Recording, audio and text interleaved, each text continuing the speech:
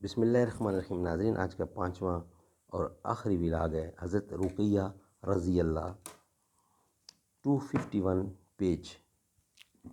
ناظرین، اردو زبان میں سرور عالم صلی اللہ علیہ وسلم کی سیرت پر جامع ترین کتاب سیرت النبی صلی اللہ علیہ وآلہ وسلم۔ رائٹر اس کتاب کے علامہ شبلی نعمانی رحمۃ اللہ، علامہ سید سلیمان ندوی رحمۃ اللہ، جلد نمبر 2۔ بسم اللہ الرحمن الرحیم۔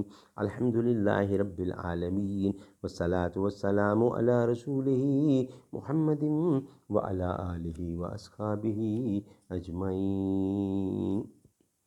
جو ختم نبوت کا طرفدار نہیں ہے، لا ریب وہ جنت کا سزاوار نہیں ہے۔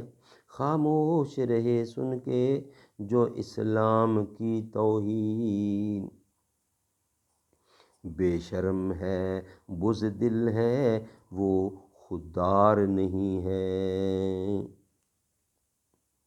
حضرت رقیہ رضی اللہ جرجانی نے لکھا ہے کہ حضور اکرم کی لڑکیوں میں سب سے چھوٹی تھیں، لیکن مشہور روایت ہے کہ حضرت زینب کے بعد 33 قبل نبوت میں پیدا ہوئیں۔ پہلے ابو لہب کے بیٹے عتبہ سے شادی ہوئی۔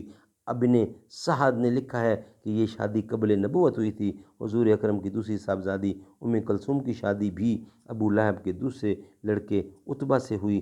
جب حضور اکرم کی بعثت ہوئی اور آپ نے دعوت اسلام کا اظہار کیا، ابو لہب نے بیٹوں کو جمع کر کے کہا، اگر تم محمد کی بیٹیوں سے علادگی اختیار نہیں کرتے تو تمہارے ساتھ میرا سونا بیٹھنا حرام ہے۔ دونوں فرزندوں نے باپ کے حکم کی تعمیل کی۔ حضور اکرم نے حضرت رقیہ کی شادی حضرت عثمان سے کر دی۔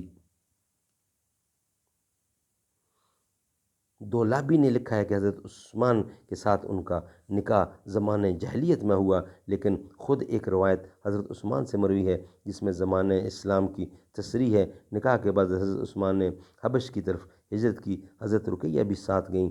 مدت تک حضور اکرم کو ان کا کچھ حال معلوم نہ ہوا۔ ایک عورت نے آ کر خبر دی کہ میں نے ان دونوں کو دیکھا ہے۔ حضور اکرم نے دعا دی اور فرمایا کہ ابراہیم اور لوط کے بعد عثمان پہلے شخص ہیں جنہوں نے بی کو لے کر ہجرت کی ہے۔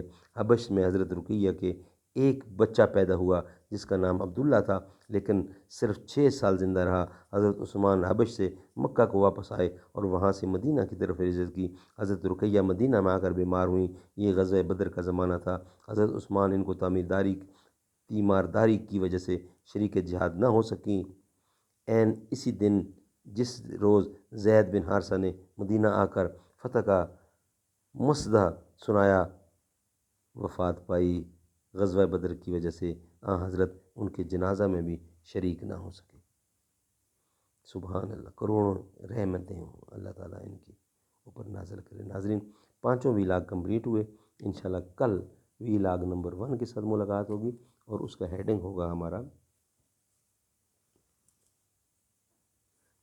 ہوگا حضرت کلثوم۔ انشاءاللہ حضور کی اولاد پر فرداً ذکر ہوگا۔ اس کے بعد ازواج مطہرات پر ذکر ہوگا۔ آج کے 5 ولاگ اللہ کے فضل و کرم سے کمپلیٹ ہوئے۔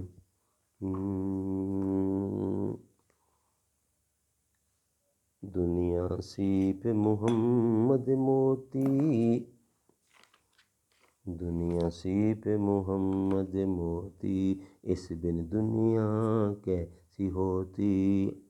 مقصود کونین محمد، مطلوب دارین محمد، گر نہ ہوتا عام نہ جایا خلقت کا غم کھانے والا، خلقت میٹھی نیند نہ ہوتی۔ گر نہ ہوتا عام نہ جایا خلقت کا غم کھانے والا، خلقت میٹھی نیند نہ ہوتی، اس بن دنیا کیسی ہوتی۔